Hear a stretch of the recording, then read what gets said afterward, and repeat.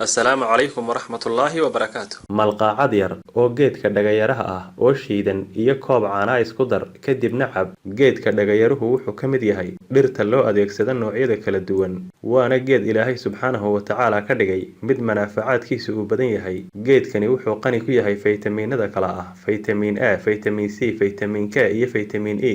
sidoo kalena wuxuu qani ku yahay qaar ka mid ah maadooyinka aasaasiga ah sida calciumka, xadiidka, magnesiumka, fosfoorka iyo kuwo kaleba. Dhinaca kalena, caanaha ayaa iyaguna jidhkeenna u leh waxtar badan. Haddaba inaad isku darto malqaacad yar oo dhagayaro ah oo shiidan iyo koob caana ah kadibna aad cabto, waxay jidhka u leeyihiin waxtarkan. kow Waxay xoojiyaan awoodda lafaha iyagoo u fiican korriinka lafaha kana hortaga xanuunada ku dhaca lafaha. 2 Waxay u fiican yihiin caafimaad qabka beerka, kelyaha, waxaanay dawo ka yihiin rheumatismka iyo jilba xanuunka. 3 Waxay wanaajiyaan caafimaad qabka dheefshiidka, waxaana yareeyaan xanuunka bawaasiirta. 4 Waxay ilaa xad u fiican yihiin ruuxa dumar ah ee uurka leh, gaar ahaan xilliga ay ku jirta bilaa hore, iyagoo dawo ka ah xanuunada ay dareemi karto hooyadu xilligaas. 5 Waxay wanaajiyaan xasuusta maskaxda, waxaanay hagaajiyaan caafimaadka ciridka iyo ilkaha, waxaanay ka caawiyaan qofku inuu helo hurdo fiican. Jidhkana waxay ka saaraan subagga saayidka